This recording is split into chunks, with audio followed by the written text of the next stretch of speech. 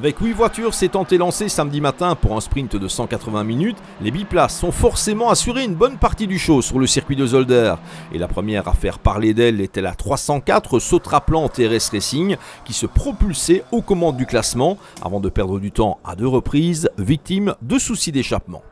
De soucis techniques qu'il allait aussi en être question pour la 378 Acom Racing 2 de Stéphane Charlier et Eric de Batselier qui finissait par s'offrir un petit coup de chaud, une expérience inédite pour la passagère du moment, Anne, qui nous livre une version forcément privilégiée de l'incident. On roulait super bien et puis en une fois on a vu de la fumée, de l'eau qui giclait comme une fontaine. On s'est directement arrêté après la chicane et les secours sont venus et ils vont analyser le problème technique. Est-ce que c'est un caillou qui est rentré? Est-ce que c'est un problème de vissage ou autre? On va analyser, mais l'expérience était absolument fabuleuse.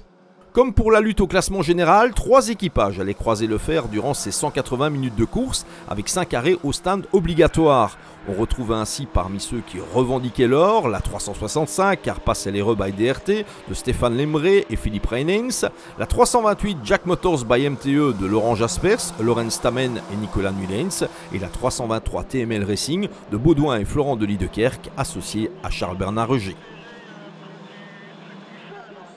Un top 3 dans lequel manquait à l'appel la 342 Trendy Foods Monster d'Éric Jardon et Francis Punus, grande malchanceuse des récentes 25 heures, qui était bien décidée à s'offrir une retentissante revanche à Zolder, mais qui a échoué au 4e rang sans avoir pu réellement menacer les meneurs.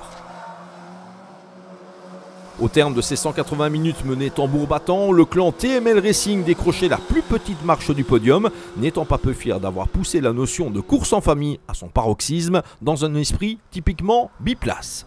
Une journée en famille, alors je roulais avec mon fils Florent parce que Charles Bernard ne savait pas venir.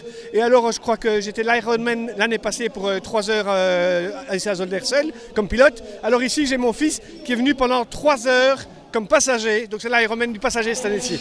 Super! Comme pour la lutte au classement général, ce sont quelques petites secondes qui séparaient à l'arrivée les 2 premiers du classement général.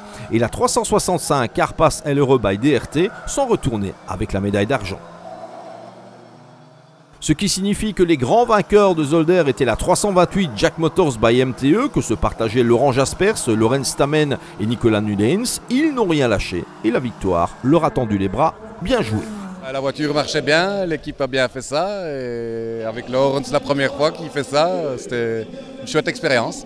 Lorenz, c'était comment pendant cette course? C'était difficile, surtout avec cette chaleur aujourd'hui. J'étais 3e à l'issue de mon relais, mais Laurent a effectué un super relais lui-même et avec une stratégie idéale, nous avons pu gagner.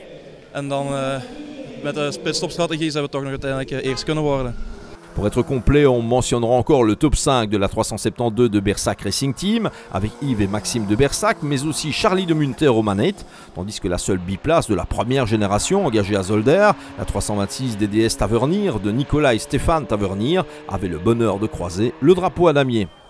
Victoire Jack Motors by MTE à Zolder, mais les autres n'ont bien sûr pas dit leur dernier mot, fixant d'ores et déjà rendez-vous le dernier week-end de septembre en terre grand-ducale.